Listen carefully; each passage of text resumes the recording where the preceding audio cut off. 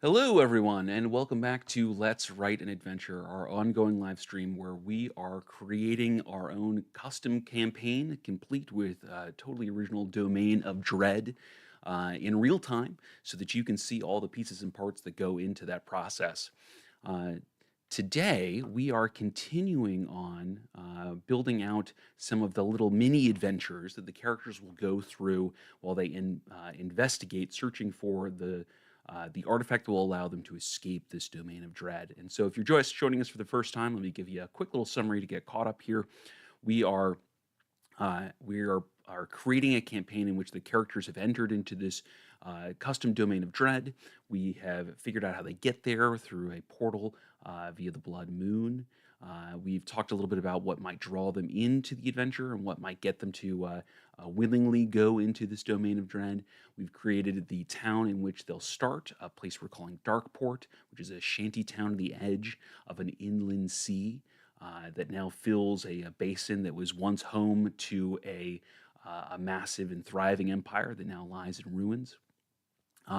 We have created their very first adventure where the characters are kidnapped, briefly enslaved by an aboleth led faction, and then forced to escape their captors. And in doing so, they learn about this artifact that gives them, or gives whoever wields it, some power over this domain of dread. And it becomes obvious that this artifact is their best chance for getting out alive.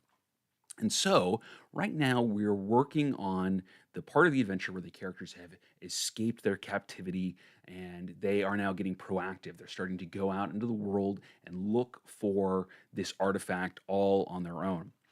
Which means that we don't exactly know where they're going to go first. And so we're laying a lot of clues out and we're creating what we're calling investigative scenes, which are little scenes or mini adventures uh, where the characters can find more clues that will prompt them to move forward in the story. And and so we have already built one of those out previously. We built a 5-room dungeon that we completed last time uh, for our investigative scene where the characters are seeking out a treasure hunter who might have some clues as to where this artifact might reside.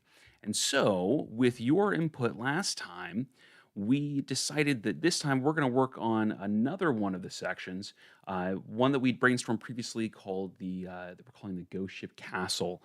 Effectively, a multitude of shipwrecks have been gathered around a natural stone ark um, off of a seaside cliff. The ships have been repurposed into a castle-like structure, perhaps becoming a Sahuagin stronghold. And here the characters are seeking a ship's log with clues as to the location of the artifact's last known location. All right, and this is the idea that we're kind of going with here is that this is likely to be kind of a heist or raid style adventure. Um, and so we're going to start building this out today. As always, this is an interactive stream, so as you have comments and thoughts and opinions, even questions, or things that you want to chat about while we're doing this, jump in the chat. Love to hear from you all. Some of the most creative input that we've gotten in what this is the 55th episode of this has come from you all and your wonderful, wonderful minds. So, without any further ado, let's go ahead and get started. So, let's create a page for this adventure, um, and we'll call this we'll say working title, and we'll say Ghost Ship Castle Caper is what we'll call it to start. So, okay, we have there's an initial hurdle that we want to overcome with this, and that's that we don't necessarily know what level the characters are going to be when they first follow this lead. We've set up a structure in which the characters advance in level as they investigate a certain number of leads. Um, but since they have so much fluidity with this node structure that we're doing, to allow them to, follow whatever clue they they want to do, giving them total player agency. We're taking our best guess as to what level they're going to be when they get here. And so I'm going to guess that this is probably not going to be one of the very first adventures that they stumble into, since it doesn't come from one of the initial clues that they have. It comes from a secondary clue. The clue that leads them here, it comes from a secondary adventure. So let's go ahead and let's guess that they're going to be third level for this. So we're going to balance for 4 third level characters. Question in the chat, Jonathan Frost, what's CR or Sahuagin? That is a very good question. Let's take a look. I want to say they're like CR 1/2 is their base warrior, because they've expanded the Sahuagin entry somewhat in the 2024 Monster Manual, which I have right here. And so Sahuagin warriors are, they are 1/2 challenge rating 1/2. There's also Sahuagin priests, which are challenge rating 2, and a Sahuagin baron, which is challenge rating 5. So eminently reasonable. That being said, one of the cool things about a heist style or a raid style adventure is that we can throw a little bit more at our characters than we might otherwise, because the objective here isn't for them to defeat the big bad. The objective for them is to recover something. Specifically this ship's log that they're here for, and so they are rewarded for good planning. They're rewarded for getting in and getting out with the minimal amount of fuss, right? So, if they go unnoticed, that's terrific. So, with this kind of thing, we can really kind of populate this place with a lot of baddies that might be a little overwhelming in other circumstances if we were expecting our characters to go in and just kind of do your standard dungeon crawl where they fight everybody. So let's go ahead and start with our monster bank here, since we've already been talking about that. So let's say creature bank, and we'll say Sahu again. I think that's how it's spelled. I will admit that I did mark this in the monster manual off screen. I don't generally do much work on these, or any work on this, when I'm off screen, because I want you all to be able to see what I'm doing, but I did look it up so that we wouldn't waste time with me flipping through pages. And so who again? Yeah, that's the proper spelling. So they are, like I said, CR 1/2, and that makes them 100 XP each.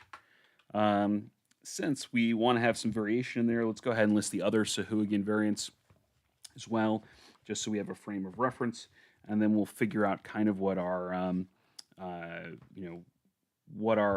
CR balance or CR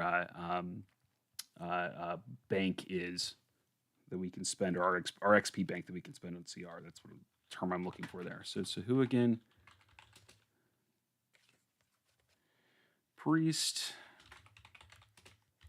is CR2, making it 450 XP. XP, there we go. And Sahuagin Baron is going to be a CR5. So that's going to be 1,800 XP. Beefy. And frankly, worthwhile for the characters avoiding or running away from if they do encounter. So let's see what our bank is going to be. And we'll probably want to put some other creatures in here that aren't Sahuagin, just to add a little bit of variation. Maybe we'll put some some Kuatoa serfs or something along those lines that are serving the Sahuagin. Um, we can uh, uh, we can give ourselves a little bit of variety as we're brainstorming here. But let's go ahead and um, let's get our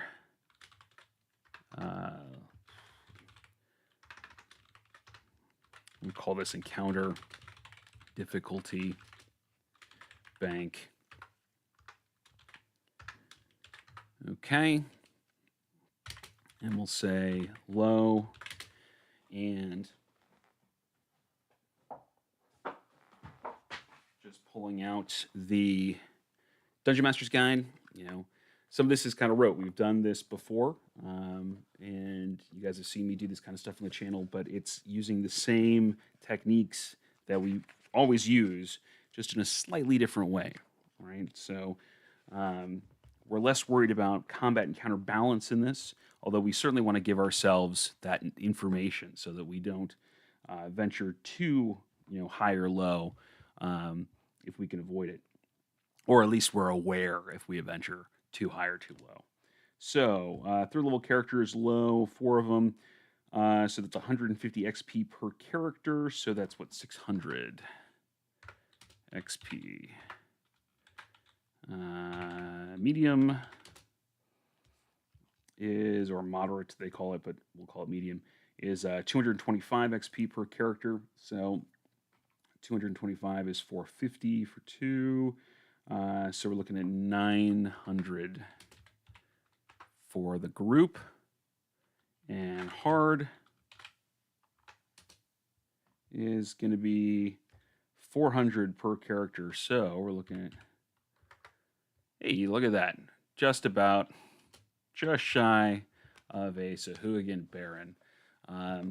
Love it when it works out that way. Nice and easy. So we've got that pool set up here. And so we've kind of given ourselves a little bit of base information to work with as we're building this out. But one of the things when you're building a raid style or a heist style adventure is that while you can still use structures like the 5-room dungeon to kind of guide the sorts of encounters and things like that your characters are likely to hit, what's different and most important is we're spending a lot of more time in sort of the entry of our 5-room dungeon, as we will, right? Because our characters are rewarded in this style adventure for doing pre-planning, doing reconnaissance, trying to learn about their objective before they just kind of rush in. And so we want to make sure that we have that information available, so that as our characters are going about that planning, we have something to feed them. It also means that we're going to need to make a map for this. On the previous 5-room dungeon that we did for the treasure hunter, we were able to kind of theater the mind that. And frankly, when you can get away with that, that's awesome, because you have more flexibility and you have less prep time when you don't have to make maps. But when you're doing some actual planning, or you're expecting your characters to do some actual planning, having a map for them is really, really useful. So that they can at least see sort of the outside, and then as they explore they get a better picture of the different rooms, and they can, start to understand the layout and intuit some of the spaces, and it becomes a more compelling narrative. The other thing is that we don't necessarily want to fix encounter locations when we're building this out. One of the things that makes raid and high style adventures so dynamic is when your baddies are kind of mobile through the compound. They're going around their normal tasks, right? They're going on patrol and they're moving resources from one place to the other, or they're doing work in a particular room, or there's some cleaning going on, or that kind of stuff. They're living out their lives, they're doing their normal everyday kind of stuff that they have to kind of get through. And by making them mobile and having them kind of move around the adventure location, you add a dynamic element that the players can engage with, right? Because it's far more exciting if they're, sneaking along hallways, if somebody might come down that hallway, than it is if you just know that there are people in the various rooms and all they have to do is be really quiet when they sneak down the hallway and then they won't get caught. Um, that's not as fun. So, one of the things we're going to do for that then is we're going to talk about this concept of action groups. And I'm going to give you my kind of take on this and my version of it, but as always, I will tell you that I where I kind of found this, where this idea has come to me, came to me from, and that was the "So You Want to Be a Game Master" by what is it, Justin Alexander? Yeah, Justin Alexander. He does a great discussion of this and kind of his approach to how he organizes it. I do mine a little bit different, but it's still based on the same kind of model, and it's a great methodology for this. So one, uh, highly recommend that you read the book. I'm not sponsored by them or anything like that, but it's just a good resource. And that's "So You Want to Be a Game Master" by Justin Alexander. Um, so, without any further kind of dithering, let's go ahead and start working on that. Let's say we're gonna we're gonna make a table here, all right, for our action groups, and this is gonna kind of help us manage and run this when it's time to run the adventure. And I need a heading for this. It'll drive me nuts if I don't have a heading for this. So let's say action groups. Um, and we're going to kind of, fill this out as we go. Give ourselves a little bit of space here.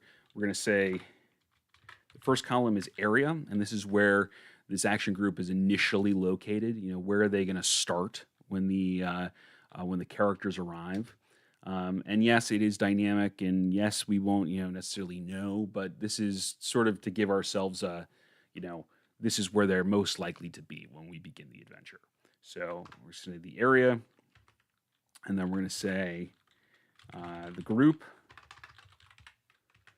and we're going to say, I just call this alert. And so the idea is sort of what is their status? Are they unaware that their ghost ship castle has been infiltrated? Are they suspicious that something is going on, or are they actively looking for intruders? Something along those lines. And so it's sort of like three levels um, of of alertness. You know, Unaware, suspicious, and then alert is what I'll call it. And for this, all we're doing is as we sort of populate places and sort of populate our map and our adventure site, we're going to create these groups using kind of the information that we've come up with here, and we're just going to key them to a place on the map, which we won't have that information just yet, but we can start kind of brainstorming some of the action groups that might happen.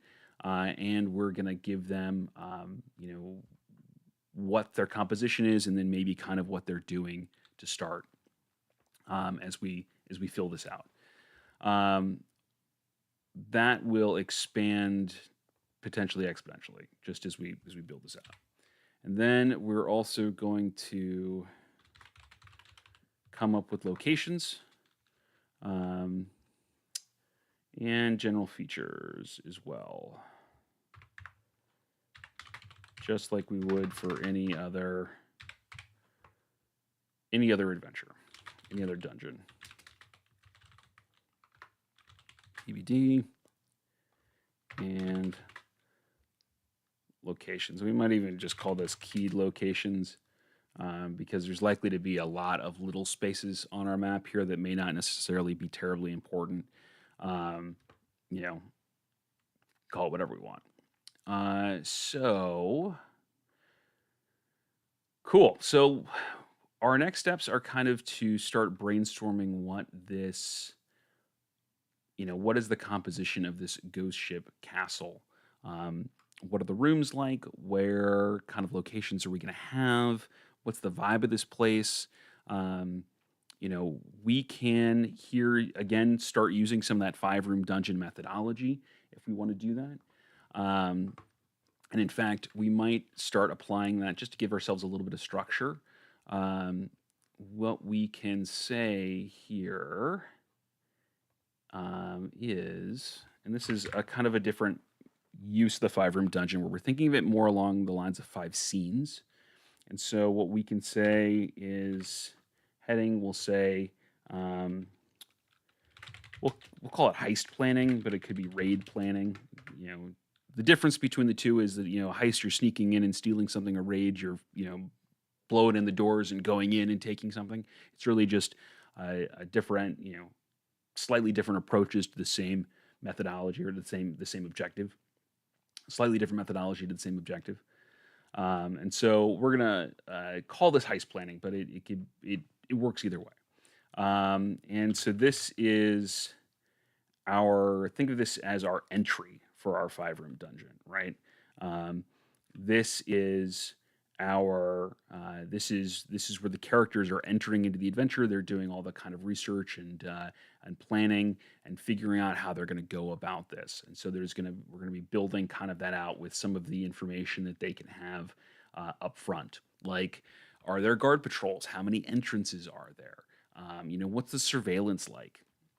Is it, how hard is it to sneak up, on this structure?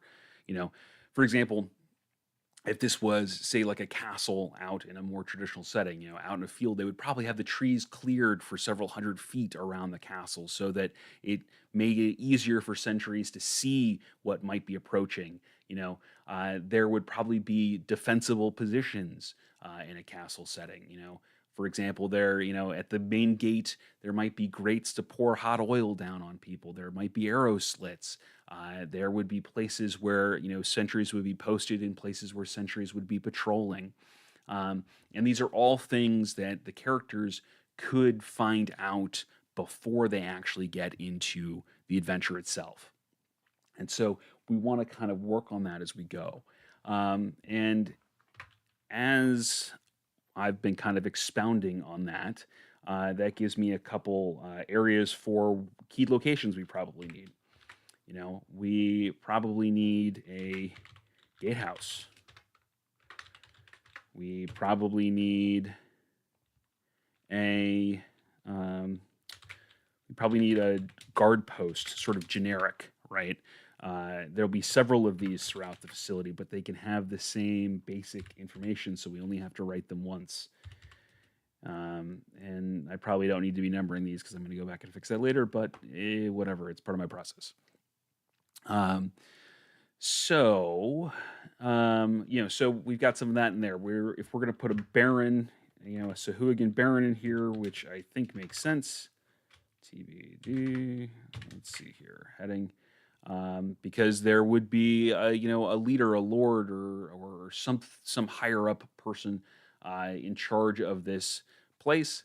We can say we've got a throne room or something along those lines. Right now at these initial stages, we're just kind of we're thinking about what kinds of places might exist in here. There's probably a barracks room.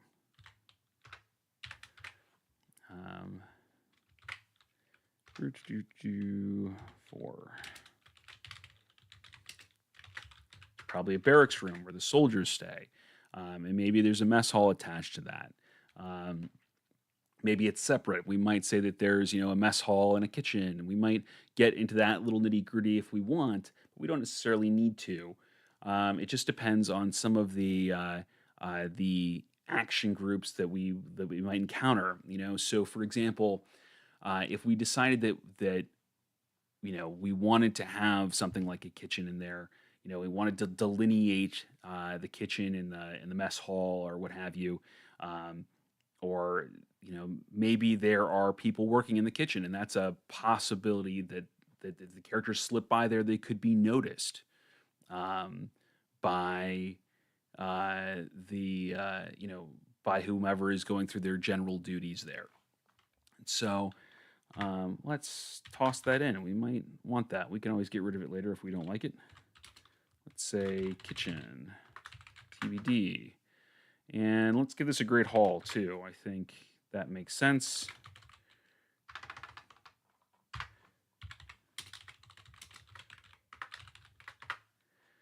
Um, Let's see. What else might we want?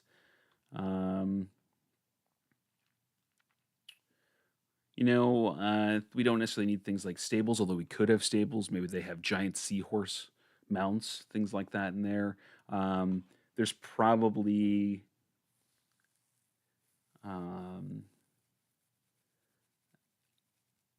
yeah, let's think about this. Let's think about the vibe of this place, right?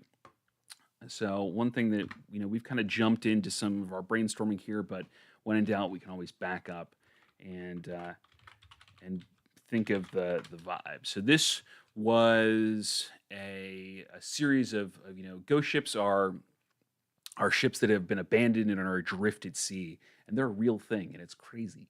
Um, but uh, but so we had this huge inland sea, and so there'd be some of these ships, and our Sahuagin have taken them and sort of purposefully shipwrecked them around this stone arc that's out in the water near the seaside. And so it is in many ways in my mind, I think ship upon ship upon ship of structure, and so it's not necessarily purpose built per se, right? It's not like they've stripped these ships apart and built a castle out of them necessarily, but they've taken chunks of hull and made a castle out of that. And so we probably have bowsprit sticking out in weird places, and we have decks where they form kind of balconies in there. There's probably a storage hold. Let's put that in here. Instead of sort of a pantry or what have you, there's probably a section of the old ships of an old ship's hull hold that keeps all the goods in there. There's probably a crow's nest that could be important into our heist planning. So let's put that in here. Let's say crow's nest, TBD. And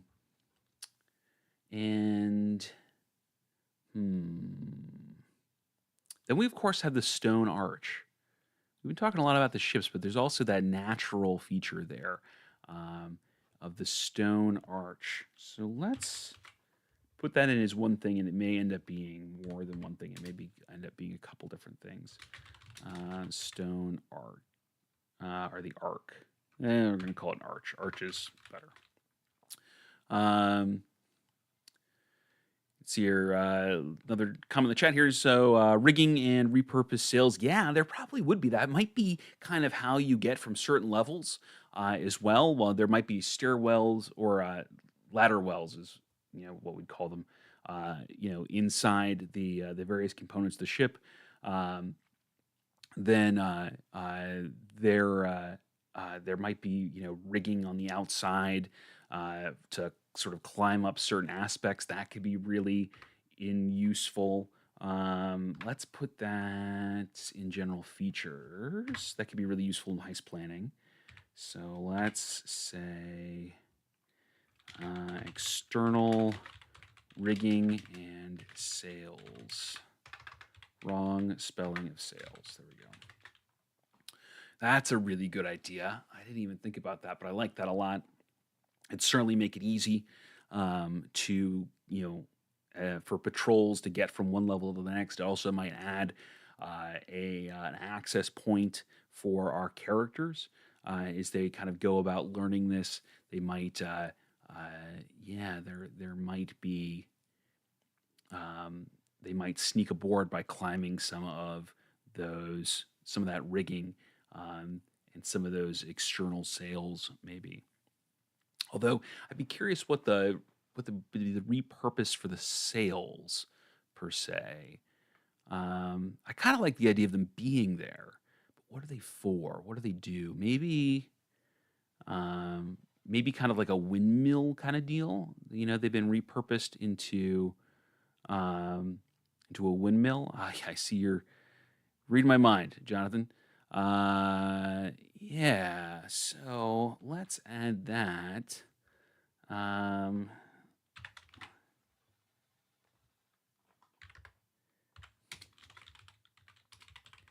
put a windmill in there.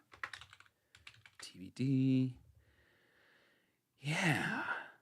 Okay. All right. So this is our, today, Wednesday is our short version of this. And so we are at our 30-minute mark. And so this is where we're going to go ahead and wrap up. We've done a lot here in terms of sort of framing this out and doing our brainstorming. We've already got 10 sort of locations uh, that can exist in our Ghost Ship Castle here, all of which have implications for this caper, this heist planning, raid planning, whatever the characters are going to do, and can give us some cool ideas for action groups to put in there. We'll probably add more to it as we continue to build it out, but that is, frankly, enough places to really make this an interesting adventure with a lot of dynamic components. So, just want to say thank you all so much for joining me today. I really appreciate that you take the time to do this. I love having this time to just be organic and creative with you all without a whole lot of structure to it. And just getting to hear your thoughts and your ideas as we build out something, completely from our collective imaginations, which is just a lot of fun. So if you've been enjoying this, please like, subscribe, leave a comment. All that stuff helps the channel grow, helps more people join us here on these live streams, and frankly, helps keep me motivated to do this kind of stuff every week. So if I normally plug it in our Monday one, but I'll do a quick little plug for it now. I am not just a guy who makes adventures on YouTube. I am also a professional Dungeon Master. So if you ever want to check out one of my games, you can find me on startplaying.games/GM/RJ spelled just like my channel name here. And I've got a whole bunch of campaigns that are posted there. One that's starting this Saturday. If you want to jump in on that, it's still got room for 2 more players. If you're watching this in real time. And then I've got some one-shots. The one-shots that I run are all adventures that I've written using the methodologies that I talk about here. So if you want to kind of see that the proof's in the pudding, if you ever want to see if I actually know what I'm talking about and how these adventures work, jump into one of my one-shots. Come play that with me. It'd be really fun to get to meet some of you all at the table. So with that, thank you again, and I will see you all on Monday. Talk to you soon.